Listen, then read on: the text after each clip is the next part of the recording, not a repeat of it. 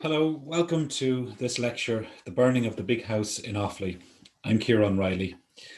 This video was specially commissioned by Offaly Library Service and the project is funded by Creative Ireland. I've just returned from circuit and whilst at Phillipstown, I visited the gardens of Mr. Magin of Clonerail, where the range of glass is undoubtedly grand, peach, grape and pear houses with a lofty conservatory in the centre. I have no doubt but that in a few years it will be a place worth visiting. So wrote Francis Longworth Dames of Greenhill's house near Road in 1824.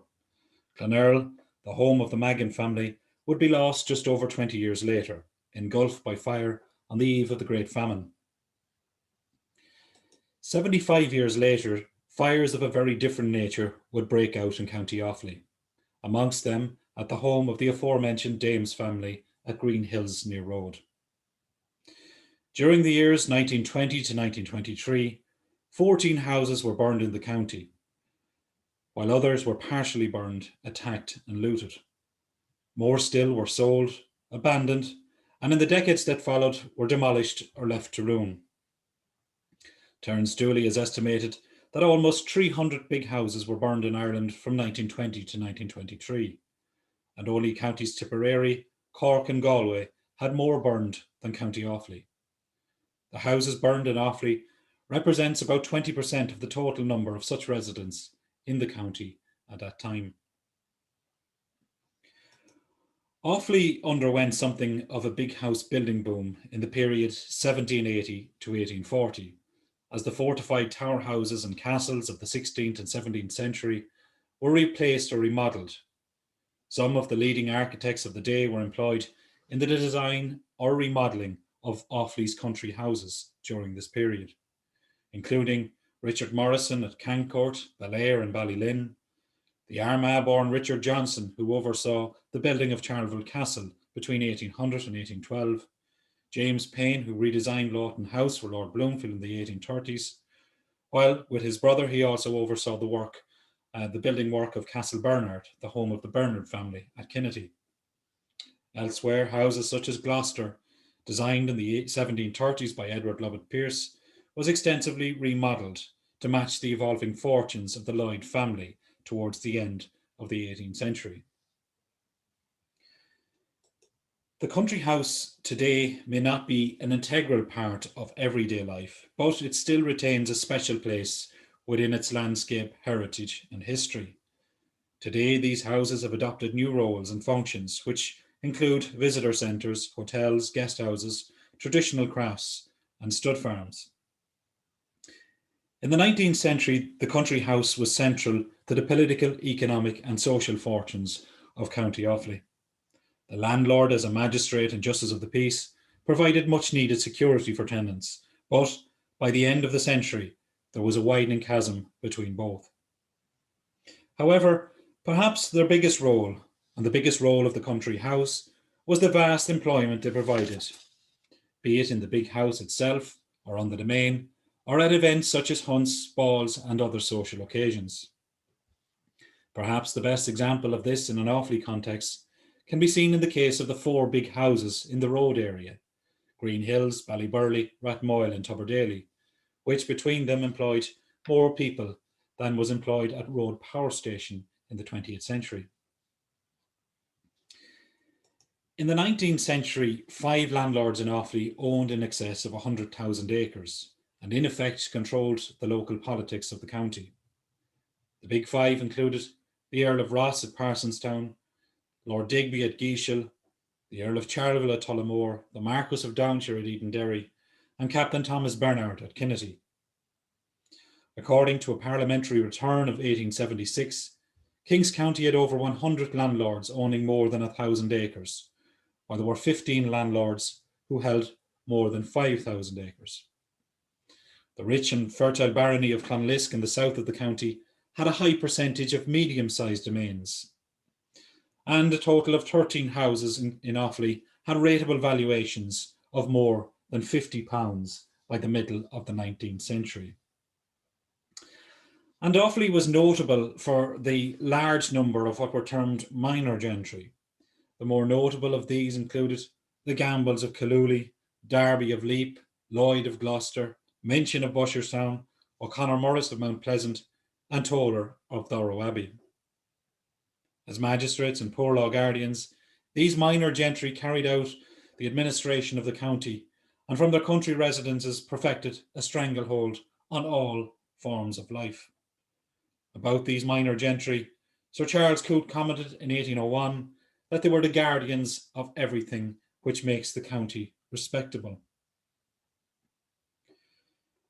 The country house in Offaly was also widely known at this time for its scientific and literary endeavours. Many of its occupants produced works which continue to be cited to this day, including Mildred Darby, Mary Ward, William Parsons, John Joly, and T.W. Rolleston, amongst others.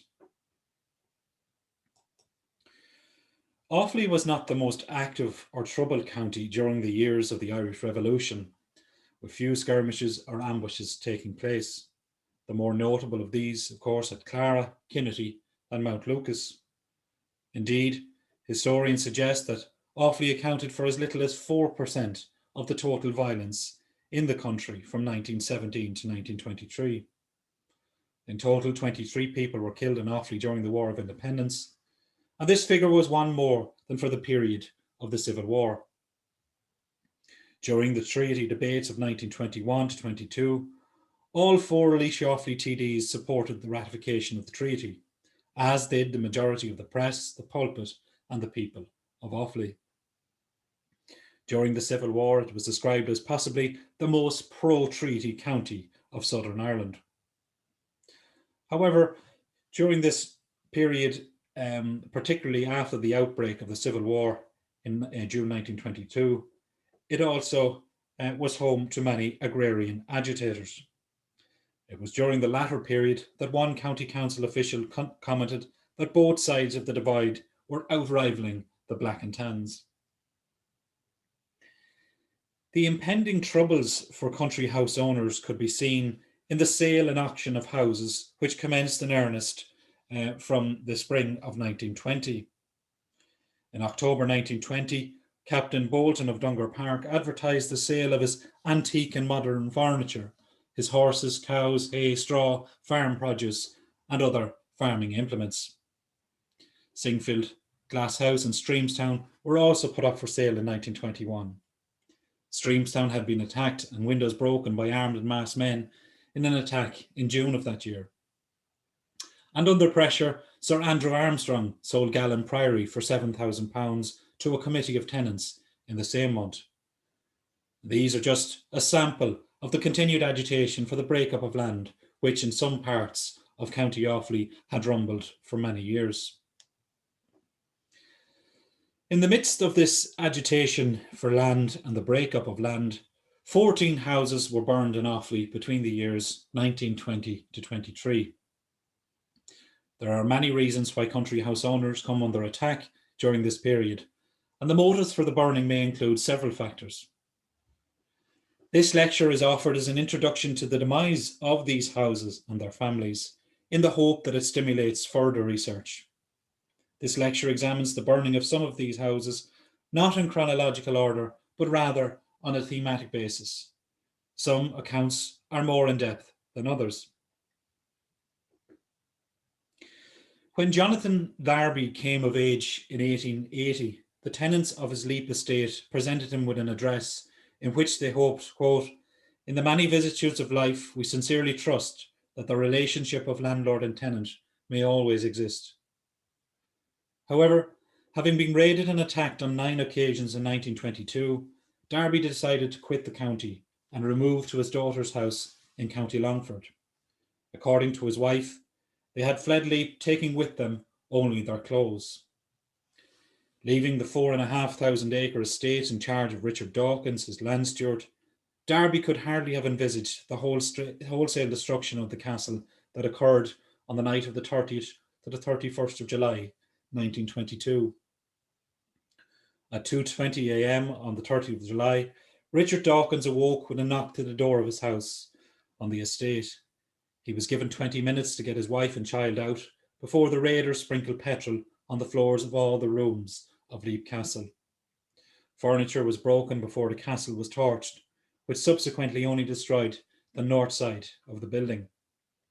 When the flames were quenched, Dawkins managed to save some furniture from the castle, but which was later looted, the locals spending all day Sunday carrying away anything which had not been burned. 24 hours later, after the burning of the castle, another mob arrived at 4:20 a.m, determined to finish the job, and so set fire to the southern part of the building. A vast crowd assembled on this occasion to see the castle burning, and according to Dawkins, they jeered at his efforts to save valuable furniture. Returning to Leap on the 3rd of August, Darby found, quote, a smouldering mass of charred stones, the looting so complete that even the store of turf had been taken. Leap was a 3-storey tower house of 28 rooms. Lost in the fire included mantelpieces, paintings, mahogany furniture, jewellery, manuscripts, novels, and short stories written by the aforementioned Mildred Darby and valued at £2,000. One of these stories had recently been sold to an American film company. The chairman of the Roscrea Town Council immediately condemned the burning of Leap, stating that no money could compensate the loss which had been incurred.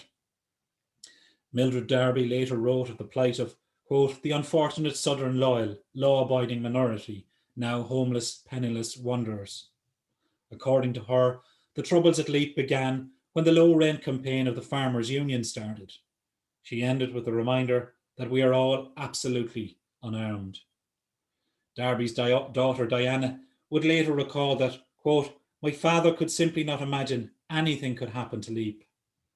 In England, the Yorkshire Post hoped that the burning of Leap would bring home to the peaceful England the agony and martyrdom which Irish loyalists, helpless, defenceless, unarmed, and without protection, are enduring at the hands of De Valera and his satellites. Mildred Darby's account of the burning is worth quoting. According to her, the raiders, whom she sarcastically referred to as, quote, the saviours of Ireland, used 20 cases of petrol and 30 bombs. Sunday and Monday saw endless crowds with donkey and horse carts, coming and going, looting all worth taking. Some of the raiders were heard to say that, quote, the biggest and best farmhouses where Protestant tenants live would be wiped out next. There were also claims that the raiders went to the castle cellars first, where they proceeded to get drunk before setting fire to the castle. In summary, she said, the lust by the Irish for Irish soil was the prime motive for the wanton destruction of Leap. In 1980, an employee of the estate, Michael Walsh, recalled vividly the burning of Leap Castle in July 1922 and admitted his part in the proceedings. For Walsh, the looting which followed the burning was particularly vivid. He wrote, in front of the house, armchairs, tables, bedclothes, shirts, books, and anything and everything you'd think there was going to be an auction. Recalling the terrible noise as floor after floor fell, he said, we thought it could be heard in Burr. Well, we stood silently by, side watching. Throughout the month of August 1922, repeated raids were made on Brookfield, the home of Ernest H. Brown, a landlord and agent for many estates in the county, including the Bernard estate at Kinnity and Lady Bury of Charleville. The Midland Tribune reported that for weeks prior to the burning of Brookfield, quote, people were seen removing cartloads of furniture and fittings from the house, and that it was also obvious that they were not irregulars either. On 3 separate occasions, the house was raided and items taken included whiskey, wine, champagne, clocks, Mrs. Brown's clothes, boots, and even her hairpins. A donkey and cart was used to remove drink from the cellar. On the night of the 7th to 8th of August 1922, raiders burned the house, causing £20,000 worth of damage. The looting of Brookfield was reported as scandalous in many newspapers, where, in one of the most noted fruit and flower gardens in the Midlands, people had pulled rare plants, gooseberry bushes and fruit trees from their roots.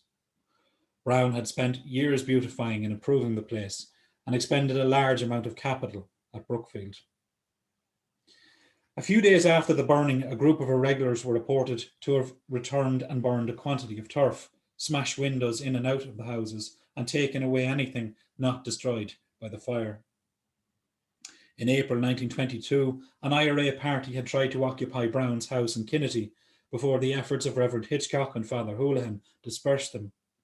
However, this house was burned on the same night that irregular soldiers would torch Castle Bernard at Kinnity. The downfall of the unpopular Brown had been predicted some years previously in the poem The Condren Evictions, which referred to an eviction at Tullamore in 1909. Lines from the poem stated, "Brown, he lives in Brookfield, he's an independent man, and wherever there's a dirty job to do, you'll find him in the van. We'll keep the old flag flying for the gallant UIL until we bury Brown and Bury in St. Hubert's or in hell." Another of the houses burned with the motive of dividing land amongst tenants was Screggan Manor near Tullamore. Removing from Screggan when the Civil War broke out, Captain Briscoe had hitherto enjoyed a friendly relationship with tenants on his estate. The house had been accidentally burned in June 1905, and although only partially covered by insurance, was rebuilt and enlarged. For weeks prior to the burning in August 1922, servants had endured repeated raids and large quantities of the contents of the house were removed. Briscoe, who was the owner of the golf links in Tullamore, blamed a dispute with tenants for the burning of the house. On the 14th of August, servants awoke at 2 a.m. to see an armed group entering the house.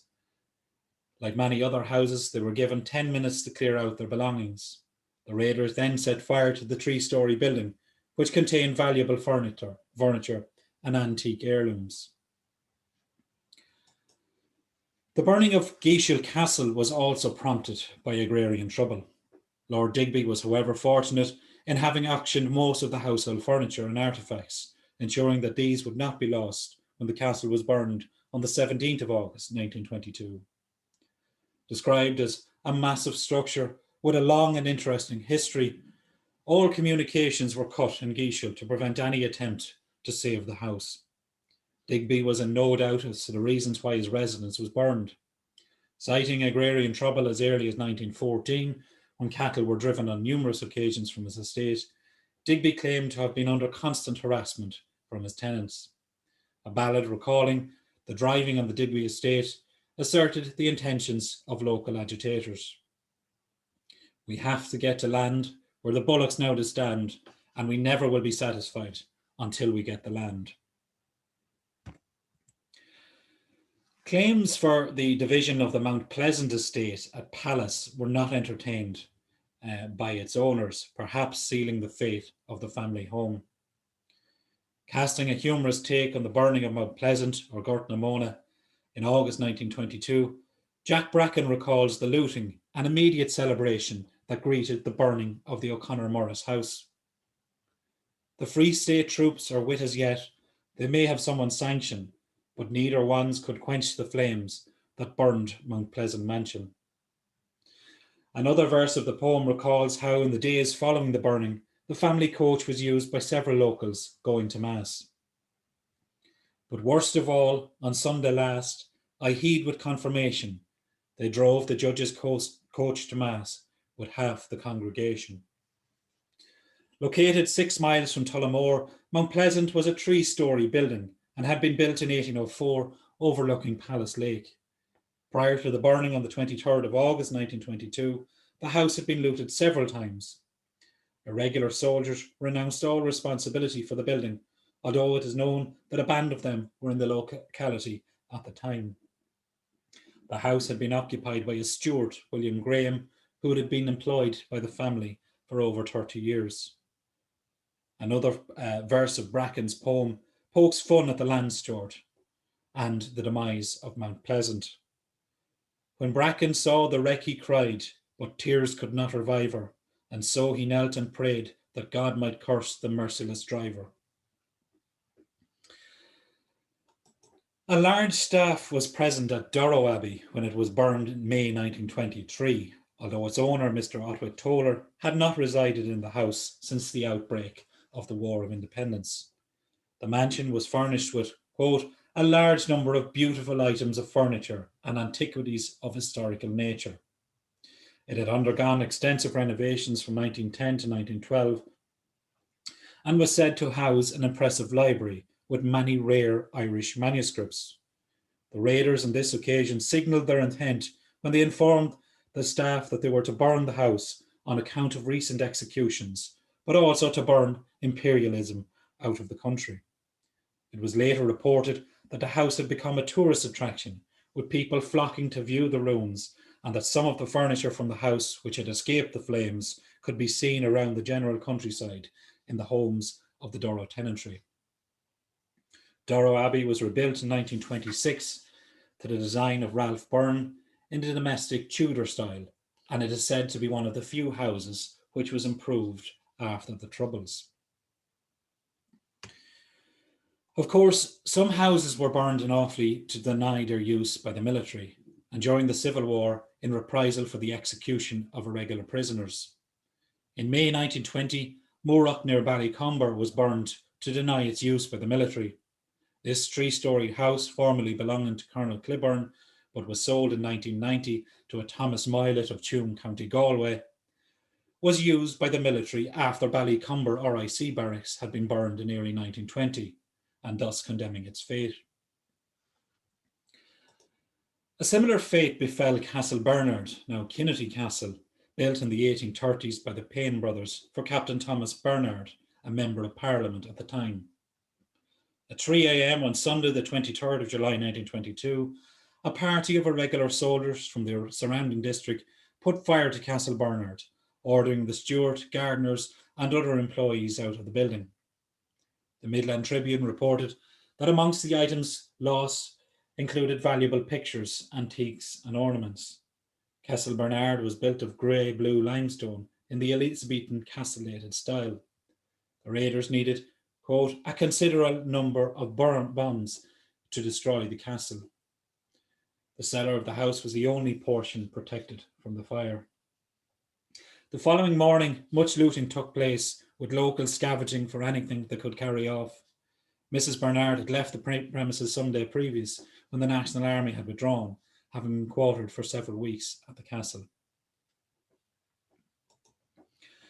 At Ballyburley House, the home of Judge John Wakely, the employees had faced several weeks of intimidation before it was burned towards the end of February 1923. Having been forced to leave the locality, James Latimer, a labourer on the Ballyburley estate, would later claim £440 compensation after his wife had died from a heart attack following a raid by the IRA on their home. Like the servants at Tubberdaley House, which was also burned in 1923, those present at Ballyburley pleaded with the raiders not to burn the stables, as it housed valuable horses and that many would be out of employment as a result. Ballyburley was an Elizabethan structure and had previously been destroyed by fire when it was burned to the ground in June 1888. It was rebuilt to the design of James Franklin Fuller and must have been an impressive mansion, owing to the bill Wakely claimed in 1923 for £40,000 damages. He was eventually offered £3,000 for structural damage and £680 for the contents. The Wakeleys were one of the oldest landed gentry families in the county, having been granted the lands of Tubberdaley in the 16th century. Ballyburley, or granted the lands of Ballyburley, I should say. Ballyburley House was unique in that it was said to be the last remaining building in Ireland in which was roofed by bog oak. At Ratrobin House near Palace, Lieutenant Colonel Middleton Biddulph was often overheard to say that they would never burn it, meaning the IRA, and that he loved every blade of grass. When his mansion, from which he was absent, was burned in March 1923, he was so distressed that he asked that his ashes not to be returned to Ireland when he died. On this occasion, the raiders told his servants that the house was being burned in reprisal for recent executions and that they were to ask no further questions. The house overlooking a lake had been extensively remodelled by the architect Thomas Drew towards the end of the 19th century. Containing up to 50 apartments, it was a large accommodation and employed a great many in the locality. On the same night that Ratrobin was torched, The glowing embers in the night sky signalled that another house in the locality was up in flames. Mullacrew House, the home of the late Peter Richardson, an established figure in the tobacco industry in Ireland, had previously been occupied by the National Army, but was burned by a company of regulars, intent on ending the system of landlordism and ascendancy, and also denying its use by the provisional government. Located between Killy and Killouran, Mulla Hill House was torched on the 29th of August 1922. Its owners, the Richardsons, were not present on this occasion, but were well liked in the locality and were on good terms with their tenants. During the First World War, the Richardsons had provided the house to be used by Belgian refugees of war. Several violent attacks also occurred during this time on country house owners and their property. On the 19th of August 1922, 4 masked men entered the home of Deborah Ball at Mount Lucas as the family were preparing to move out of the house, owing to previous intimidation.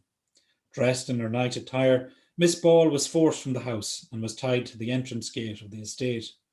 Having threatened to burn the house, and the raiders locked the servants and Miss Ball's aunt in a room as they went through her belongings. After several hours, the servants managed to escape from the room and release Deborah Ball from the gates. This attack, which was condemned locally, could be traced to a dispute some months previous when workers on strike were replaced by other men. In June 1922, these new workers were forced from the area by the IRA, and Ball was asked to divide and sell the land amongst the tenants, who believed that they had a legitimate claim to the land. A subsequent claim for £10,000 for personal injuries to Ball was submitted in 1922, and the estate remained in the possession of the family until it was sold in the 1950s to Bordnamona. A similar attack was carried out on Violet Magan, who managed the Biddulph estate after Rathrobbin was burned in 1923. On one occasion, green paint was forced down Magan's neck, and she was tied in a sack and thrown into a wood. Likewise, attacks were made on the home of Jane Wallace of Cancourt Park near Shinrone, and following attacks in September 1922, she removed to England and advertised the sale of the house. The IRA also visited Milltown Park, where they tied Florence White Spunner to the door of the house and dug a trench in front of the house, saying that this would soon be her grave. While the burnings realised the worst fears of country house owners, numerous others were subjected to other forms of attack. On the same night as Leap was burned in July 1922, raiders failed to burn Golden Grove, the residence of William Vaughan, but outbuildings and 13 tons of straw were lost. The damages amounted to over £4,500. Other houses raided for arms, clothes, money, and to intimidate owners included Ballinacard, Wigsborough, Dunger, Hannah Harvey, Arabeg, Thomastown, and Derrenboy. After the introduction of the Land Act of 1923, the government declared that anyone who continued to be involved in land grabbing and similar lawless behaviour would be excluded from the benefits of the Act. The destruction and devastation caused by the War of Independence and Civil War hit hard on the lives of ordinary Irish persons and the fledgling Irish Free State. As a result of compensation bills, Offaly County Council was forced in 1923 to cut the budget for the repair of county roads from £34,000 to £16,000, which in turn meant a reduction in employment. A year later, they were one of 3 county councils disbanded after rate arrears amounted to £59,000 and an overdraft exceeded £29,000. The process for compensation of country house owners involved those affected submitting claims for malicious injury to Offaly County Council. In August 1922, the bill included 130 claims for such intimidation. The damage caused to Leap Castle was estimated at £35,000 along with personal effects, but Darby had the house insured for only £3,500, which made his quest for compensation more difficult. The farming stock and implements were sold in auction in April 1923, and his case for compensation would rumble on until 1925, when he eventually received £6,500 compensation of the original £35,000 he had sought.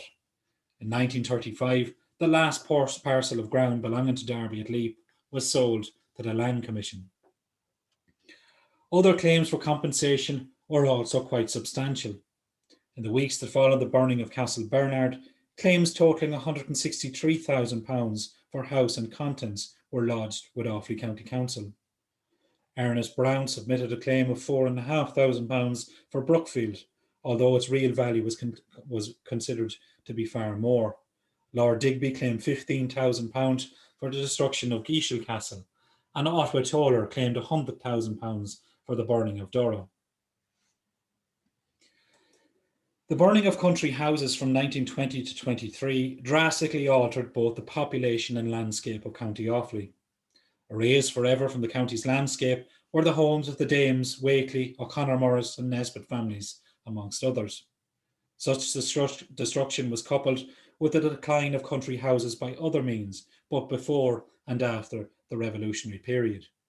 Gary Hinch, for example, near Portarlington, was destroyed accidentally by fire in 1914, while Sharavogue House and Frankfurt Castle were both demolished by the Land Commission in the 1920s.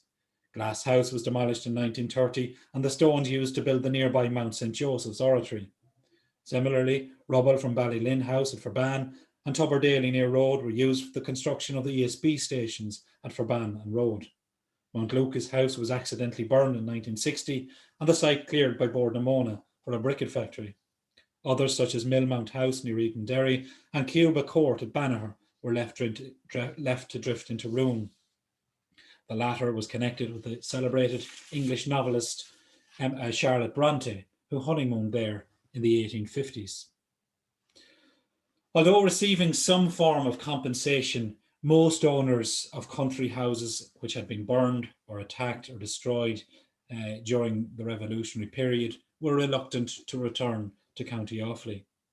Reminiscing about Tubberdaley, Frederick Bowman Nesbitt noted that no one could have known a happier or more attractive place in which to grow up, and that there had been no trouble, or at least any difference between the people, Catholic or Protestant, until after the 1916 Rising. Asked in 1925 about the possibility of rebuilding Tubberdaley, his father lamented that it would be that if he did, he should just be robbed, owing to the continued agitation for land. However, his mind had been firmly made up by October 1923, when a massive sale took place at Tubberdaley, which included the sale of gates, farm implements, and anything which would prove useful to local agitators. This, in effect, spelled the end of the Nesbitts and Tubberdaley, just like so many more families in County Offaly at this time.